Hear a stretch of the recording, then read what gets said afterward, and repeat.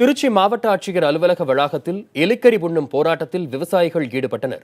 வறட்சி பாதித்த மாநிலமாக தமிழகத்தை அறிவிக்க வேண்டும், விவசாயம் பொய்த்ததால் உயிரிழந்த விவசாயிகளுக்கு இழப்பீடு வழங்க வேண்டும், பயிர் இழப்பீடு வழங்க வேண்டும் என்பன உள்ளிட்ட கோரிக்கைகளுக்கு அரசு செவிசாய்க்கவில்லை என கூறி தேசிய தென்னிந்திய நதிகள் இணைப்பு சங்கத்தினர் இந்த போராட்டத்தை நடத்தினர். முன்னதாக விவசாயிகள் குறைதீர்வு கூட்டத்தை புறக்கணித்த விவசாயிகள் மாவட்ட ஆட்சியர் பழனிசாமியின் காலில் விழுந்து போராட்டம் நடத்தினர்.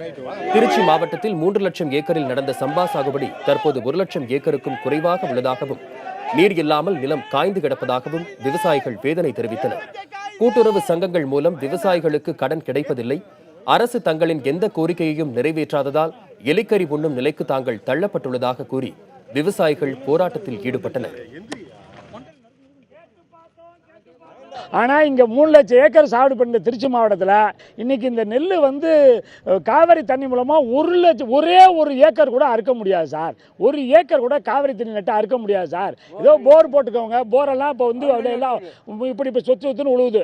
நேராக அடித்த தண்ணி இப்போ அப்படியே பொத்துன்னு கீழே உழுவுது. இன்னும் 1 மாதம் ஆச்சுன்னா சுத்தமாக தண்ணியே இல்லாமல் போயிடும் சார். எல்லாமே அழிஞ்சு போயிடுவோம் சார். அதுக்கு மேலே நடவடிக்கை இருக்குமா இல்லையா? காப்பு நாளைக்கு நாளைக்கு தேக்கிறதோட இன்றைக்கே நடவடிக்கை எடுக்கல சார். அதை வெள்ளம் வரும் முன்பு தேக்கணும்ல சார். வெள்ளம் வந்ததுக்கப்புறம் என்ன சார், செத்து போனது இப்போ 44-50 விவசாயம் செத்து போயிட்டான். இன்னும் ஒரு பண்ணாமல் இருந்தாருன்னா இன்னும் விவசாயம் சாவுவான்.